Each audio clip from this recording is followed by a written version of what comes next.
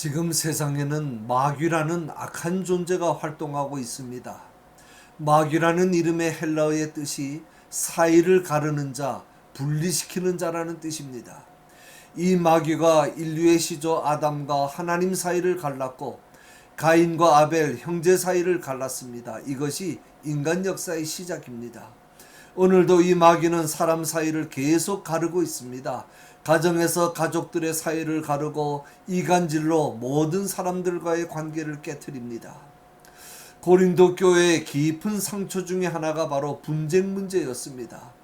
개척교회의 첫 목회자를 따르는 바울파와 명설교가인 아볼로를 지지하는 아볼로파와 예수님의 수제자를 따르는 베드로파와 또한 예수 외에 무슨 파가 필요하냐고 하면서 새롭게 생긴 예수파가 있었습니다.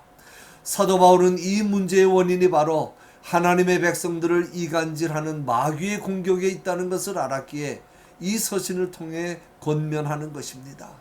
그런즉 누구든지 그리스도 안에 있으면 새로운 피조물이라 이전 것은 지나갔으니 보라 새 것이 되었도다 라고 말씀합니다. 누구든지 그리스도 안에 있으면 그랬습니다. 인종이나 사회적 경제적 고하를 막론하고 누구라도 그리스도의 죽음을 자신의 죽음으로 받아들이므로 그리스도와 영적인 연합을 이루면 이라는 뜻입니다. 그렇게 해서 새로운 피조물이 되는 것입니다. 피조물이라는 헬라어 단어는 창조 행위를 나타내는 말입니다. 거듭남을 통해 예전과는 질적으로 전혀 다른 새로운 존재가 되는 것입니다. 이렇게 새로운 피조물이 되는 것은 인간적인 노력이나 열심으로 되는 것이 아닙니다. 이어서 말씀합니다. 모든 것이 하나님께로 났나니 저가 그리스도로 말미암아 우리를 자기와 화목하게 하시고 또 우리에게 화목하게 하는 직책을 주셨으니 새로운 피조물이 되는 것은 전적으로 하나님에 의해 이루어지는 것이며 하나님의 주권과 은혜로 되는 것입니다.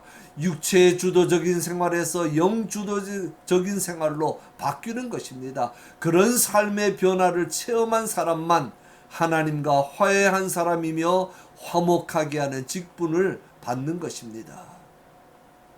오늘날 인간관계가 참 복잡하고 어렵습니다. 마치 헝클어진 실타래 같습니다.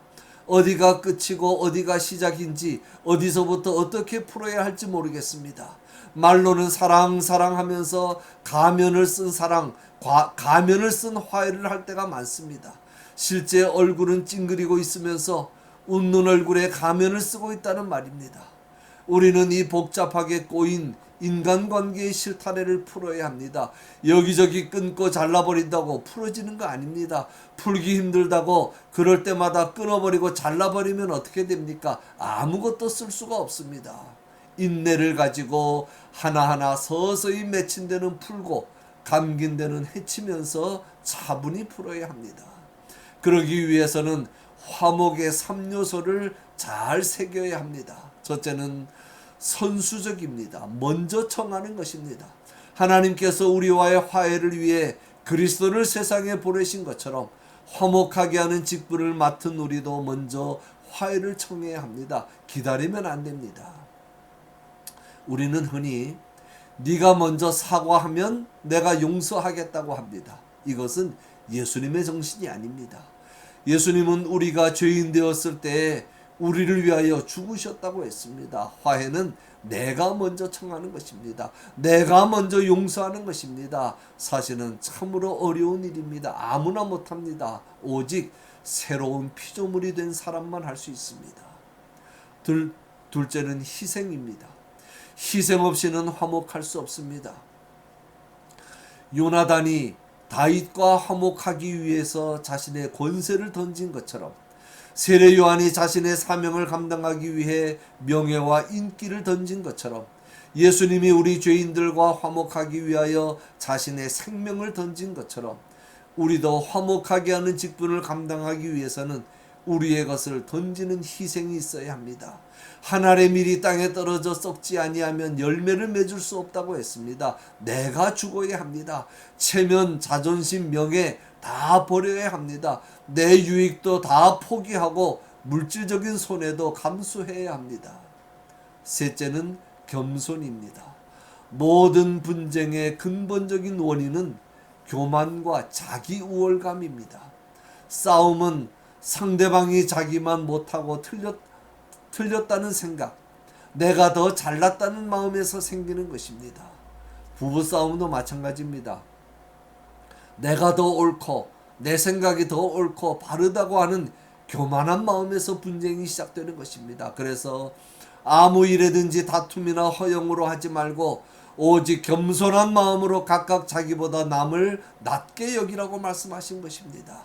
상대방이 나보다 더 훌륭하고 나은 사람이라고 생각하면 싸울 수 있겠습니까? 다 내가 더 잘났다고 하는 교만 때문입니다. 세 가지 요소를 말씀드렸습니다. 선수적, 희생, 겸손, 이 세 가지를 잊지 마시기 바랍니다. 이 세 가지가 있어야만 진정한 화목을 이룰 수 있습니다. 이러한 화목을 이루어야 하는 이유가 있습니다. 하나님은 새로운 피조물이 된 우리에게 화목하게 하는 직분과 함께 화목하게 하는 말씀을 부탁하셨기 때문입니다. 이는 하나님께서 그리스도 안에 계시사 세상을 자기와 화목하게 하시며 저희의 죄를 저희에게 돌리지 아니하시고 화목하게 하는 말씀을 우리에게 부탁하셨느니라. 부탁하셨다는 것은 맡기셨다는 뜻입니다. 우리가 반드시 수행해야 할 사명으로 주신 것입니다. 하나님은 우리의 죄를 우리에게 돌리지 않으셨습니다. 그러므로 우리가 하나님으로부터 화목하게 하는 직분과 화목하게 하는 말씀을 부탁받은 자들로서 이 직분과 사명을 제대로 감당하기 위해서는 우리도 다른 사람의 허물과 죄를 그 당사자에게 돌리면 안 됩니다. 이것이 진정한 화해자의 모습입니다. 성경에 보면 한평생 사도 바울을 괴롭힌 사람들이 있었습니다. 대표적인 사람이 알렉산더라는 사람이고 그 외에도 많이 있었습니다. 그들은 처음에는 바울을 도와 전도사역에 협력했지만 나중에는 바울을 대적하고 전도사역을 회방했습니다. 바울에게 해를 많이 입혔고 바울이 괴로움을 많이 당했습니다. 그러나 바울은 사랑하는 믿음의 아들 디모데에게 그의 마지막 서신을 쓰면서 이렇게 부탁합니다.